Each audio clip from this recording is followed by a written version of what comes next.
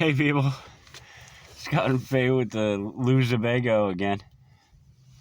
See, I said it right that time. Yay!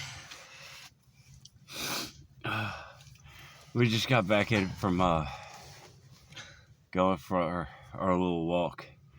We went on a trash run, and there's a hair on the camera. Okay. And getting our sodas and stuff for the day.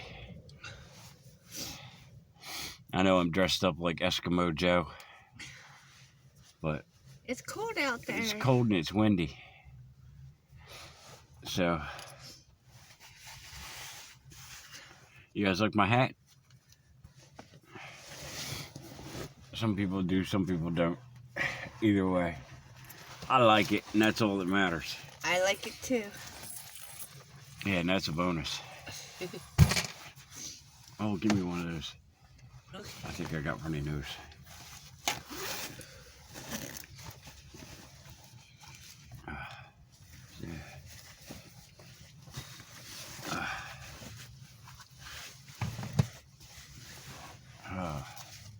Sorry about all the just shuffling around right here.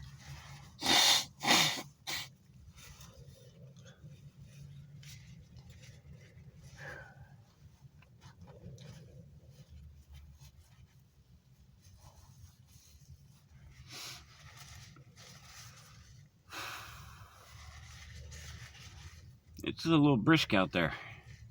A little bit.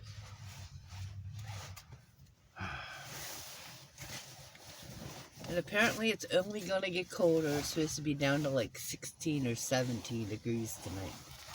Yeah, it started out this morning like around 30 something. And it just keeps dropping. Apparently at some point it's going to get down to like 16. And that's before the wind chill. So, I'm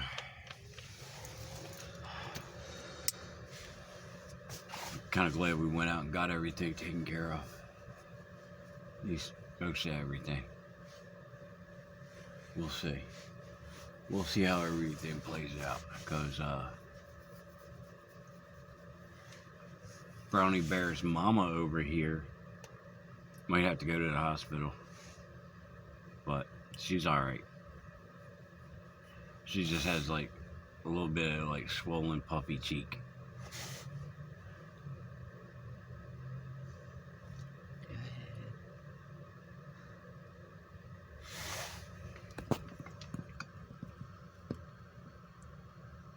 Actually, you really can't see it too much. Yeah, it's not too bad. I think it went down a little. Yeah. It's a little sore down here and kind of swollen right here. Yeah. You look like you got a mouthful of chew. Not quite sure what it is, but I'll go figure it out. I'm not sure if it's sinuses, what type of infection. Yeah, she hasn't wanted me to get her on camera, but like I kept pushing it. So I ended up getting her on there anyway. Well, I don't want to look like a chipmunk on camera. Yeah, well. I definitely have looked worse. Oh yeah. Oh, when we were stuck up in Pottstown, like her whole cheek got like all kinds of swelled up, like to the point where her eye was like closing up, and it like came down the side of her throat, and it got all swollen. Yeah.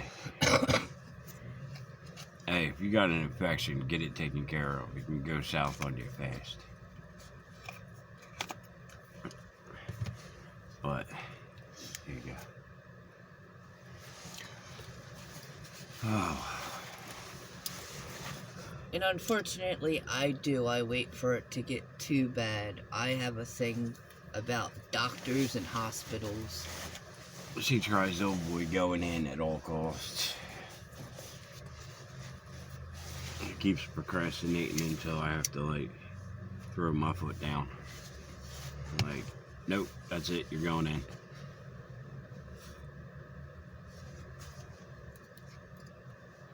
But, you know,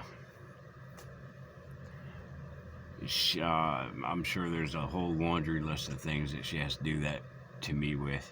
So it's not like it's a one-way street.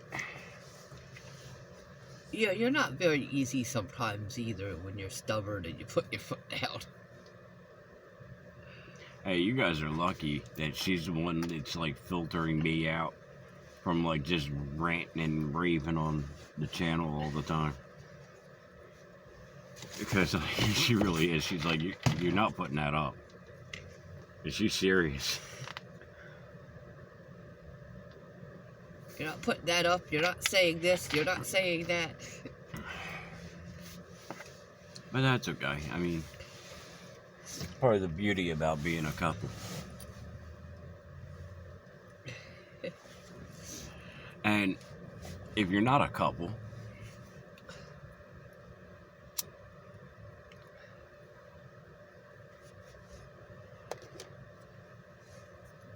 you might ask yourself why. You might blame the other people that you're in a relationship with most of the time. I run into a lot of that out here. Like, I think I'm going to get preachy on you for a minute.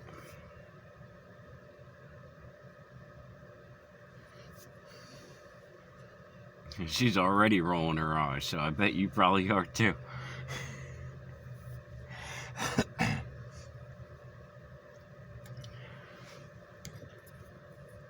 Too many people out there, like females in particular, I'm going to go off on you first. So, hey, you know, no hard feelings, but hey, you're not going to get the attention that you want to get. You're never going to get the attention that you want to get. You're never going to get the level of attention that you want to get. That's not anyone's fault but your own. You go and start a relationship with somebody you either have a crush on or you got some sort of feelings for or whatever. You're going to get a certain dopamine rush right in the beginning of a relationship, where you got the butterflies in your stomach, you got the nerves all going. It heightens your senses because of like your anxiety and your nerves and everything else. After the relationship goes on for a little bit, that's going to dwindle. It's not that the guy that you're with has stopped paying attention to you. It's not that, oh, it's boring now. It's that you're not going to be getting that same dopamine rush. That doesn't mean that there's a problem in the relationship other than you. Because if you're trying to chase that dragon, you're basically just a junkie for that dopamine rush at the beginning of a relationship. It doesn't mean that the guy is lost interest, that he doesn't care, that this, that, or the other thing. If you're only chasing the feeling that you get at the beginning of a relationship, every relationship you ever get into is going to fail. That's just common sense. That's something you learn as you get older. If you don't grow with your age, you're going to be doing the same crap you were doing when you were a teenager. You're going to be making the same mistakes. And you're going to blame all men for the fact that you're not getting the sense of security and sense of like well-being and everything else that you tie up with the feeling of getting enough attention.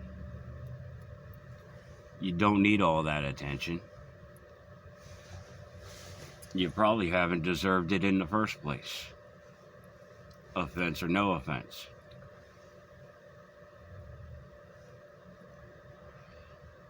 What you need to do is learn how to appreciate what you have. Learn how to appreciate and see deeper into a relationship. Like me and Faye have been together for 18 years now. I can't begin to tell you the comfort level that a long-term relationship can bring. But it depends on you. Whether it's the guy or the girl, it depends on both of you. Like, when I'm out for the day, just coming around the corner and seeing the house, I don't even have to see Faye yet. The fact that I know she's in this house and that I'm gonna get to see her in just a couple minutes, like, that's an overwhelming sense of home. And it has nothing to do with the house. It's her. It's all her. Like, just thinking of seeing her is like the smell of a fresh baked warm apple pie. It's that comfort that you had when your mom tucked you in at night when you were a little kid. Like, everything that basically encompasses and imbibes home is what she is to me.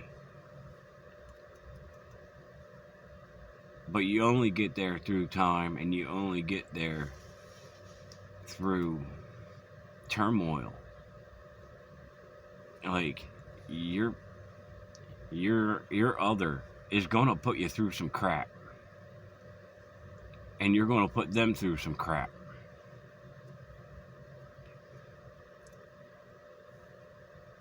It's love and understanding and willing to not try to one-up each other. Be like, damn, that sucked. I don't like the way that went down. Instead of fighting about it, you need to talk about it. You need to work it out. You need to go, okay, you might have done this to me, but what made you feel some sort of way that made you do that? You have to care enough about that other person to work on their issues, even if they might be hurting you in the process. That's love. If you're not willing to, like, put them first, then you don't know what love is, and you're not going to find it in another person. You first have to find it in yourself. You have to be willing to love someone in order to be loved. If you're having a hard time, like, getting into a relationship or keeping a relationship, you really do need to work on yourself first. Because if you can't sacrifice anything, you're not willing to sacrifice anything, you're number one all the time, you're going to be number one by yourself. And that's nobody's fault but your own.